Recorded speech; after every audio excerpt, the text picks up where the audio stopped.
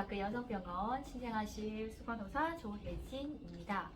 오늘은 출생 후 신생아에게 일어날 수 있는 여러 가지 변화들에 대해서 설명을 드리고자 합니다. 자, 첫 번째, 신생아 체중 변화에 대해서 설명을 드리도록 하겠습니다. 우리 아이들은 태어나서 생후 3일에서 4일 이내에 태어난 몸무게에서 10% 이내의 체중 감소가 일어납니다. 자, 체중 감소가 왜 일어나냐 하면 10달 동안 아기들이 가지고 있던 태병과 그다음 수분 무게가 빠지면서 10%의 체중 감소가 일어나는데요. 엄마들이 퇴원할 때 우리 애기 몸무게가 왜 빠졌나요? 라고 물어보기도 하는데 이거는 아기들이 이래서 생리적 체중 감소가 일어나게 됩니다. 그러면 우리 애기는 태어난 몸무게를 언제 회복을 하느냐? 자, 7일에서 10일 경에 태어난 몸무게를 회복하게 되고요. 그리고 아기가 100일쯤 됐을 때는 태어난 몸무게의 2배 정도 증가하게 됩니다. 그래서 태어날 때 우리 아기가 체중이 조금 빠졌더라도 놀라지 않으셔도 됩니다. 자, 두 번째, 우리 아기 대변 양상에 대해서 설명을 드릴 건데요. 자, 우리 아기들이 태어나게 되면 제일 먼저 보는 게 태변을 보게 됩니다. 자, 이 태변은 아까 체중 변화에서도 말씀드렸듯이 10달 동안 가지고 있는 까만색 타르 형태의 끈적끈적한 변을 보게 됩니다. 이 태변은 출생 후 2일에서 3일 이내에 거의 다 몸에서 배출을 하게 되고요. 정상변으로 넘어가기 전의 변을 이행변이라고 하는데 노란색의 몽글몽글한 변을 볼 수 있습니다. 이 이행변을 거쳐서 우리가 이제 정상변으로 넘어가게 되고 여기서 이제 모유 수유를 하게 되면 물기가 조금 있는 변을 볼 수도 있는데 물기가 아주 많지 않거나 양이 많지 않을 경우에는 전부 정상변으로 간주하셔도 됩니다. 그리고 요 신생아 시기에서는 변을 조금씩 자주 아기들이 볼 수 있는데요.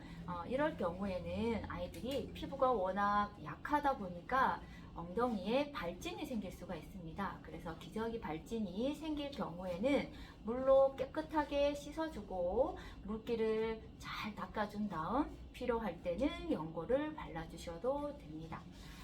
신생아들의 체온에 관해서 말씀드리도록 하겠습니다.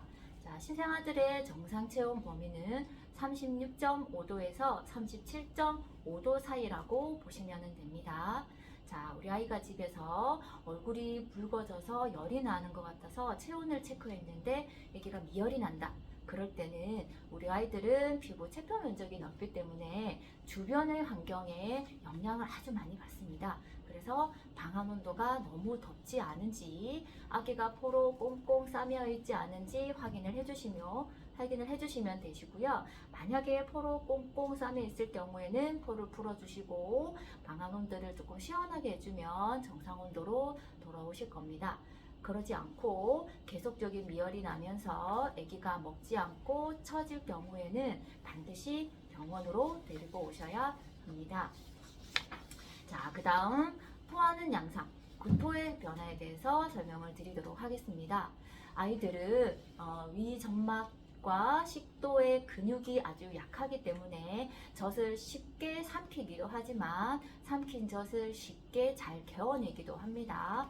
그래서 아이들은 먹고 트름을 꼭 시켜주시면 되고요. 트름을 시켜주시더라도 바로 눕힐 경우에는 식도 근육이 아주 약하기 때문에 아기가 먹고 옆으로 살짝 돌려서 눕혀서 기도로 넘어가지 않게 눕혀주시면 되고요. 만약 아이가 토하는 양상은 코와 입으로 뿜을 듯이 토하는 양상이 보일 때는 우리 아기에게 너무 많은 양을 먹이지는 않았는지 너무 자주 수유를 하진 않았는지 체크해 주시고 그럴 게 아니고 뿜을 듯이 토하면서 아기가 처지고 힘이 없고 열이 동반될 때는 바로 병원으로 데리고 오셔야 됩니다.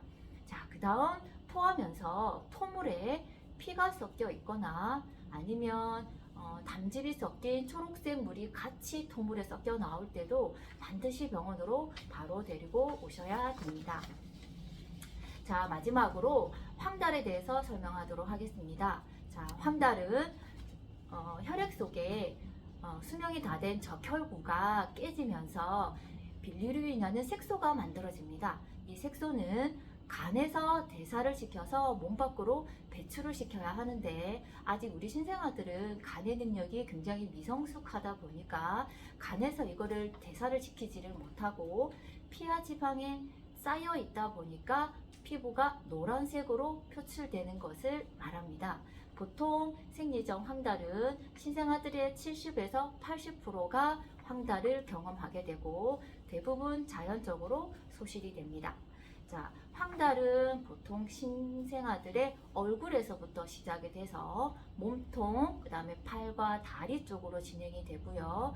진단은 피부 색깔이 얼마나 노란지 체크를 하시고 배꼽 아래까지 피부가 노랗게 체크될 경우에는 발 뒤꿈치에 피를 조금 뽑아서 검사를 진행을 하는데 황달 수치가 높을 경우에는 특수 파장을 이용한 빛을 통해서 광선 치료라는 것을 하게 됩니다.